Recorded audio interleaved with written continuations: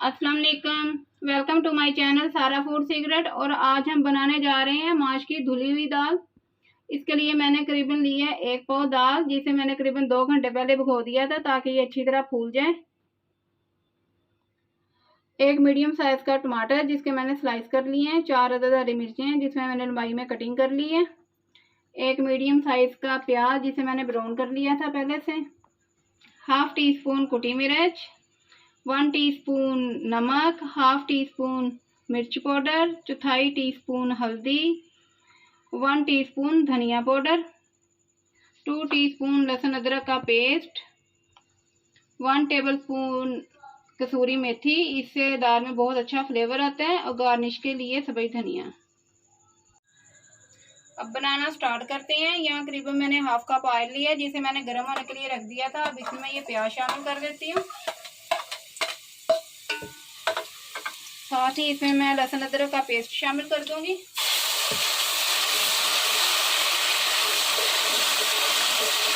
और इसे 1 मिनट के लिए फ्राई कर लेंगे।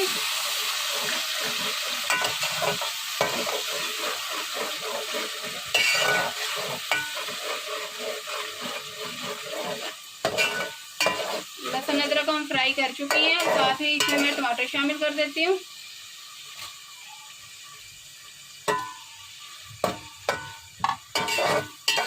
इसके साथ ही मैं इस पे स्पाइसेस शामिल कर देती हूँ।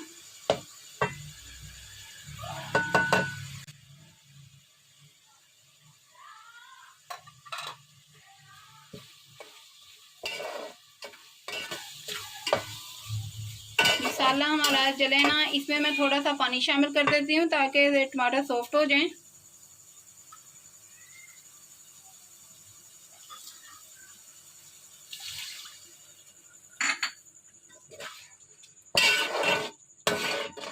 और इसे 5 मिनट के लिए मैं ढक्कन लगा के रख देती हूँ ताकि टमाटर हमारे अच्छे से सॉफ्ट हो जाएं।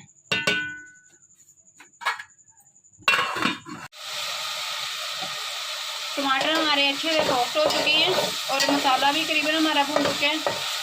ऑयल ऊपर आ गई है। अब मैं इसमें दाल शामिल कर देती हूँ।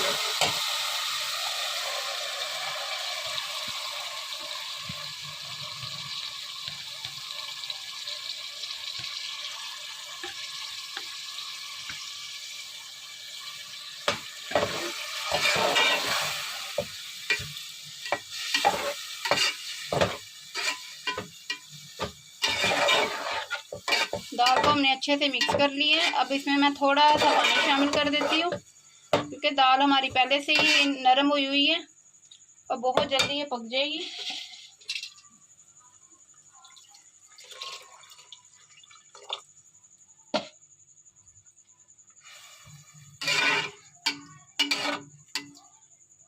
इसे मैं हल्की आंच पे करीबन 10 मिनट के लिए रख देती हूँ।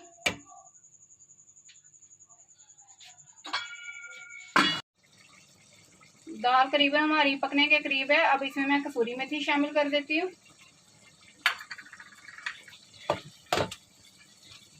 इसे अच्छे से मिक्स करके तकरीबन 4 से 5 मिनट के लिए मज़ीद दम पे रख देती हूँ ताकि इसकी खुशबू जो है अच्छी तरह दाल में शामिल हो जाए।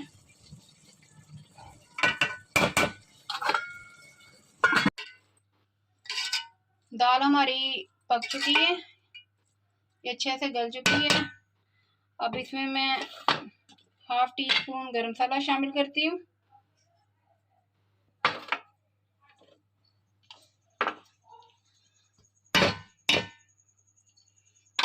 और साथ ही इसमें मैं हरा धनिया शामिल कर देती हूँ।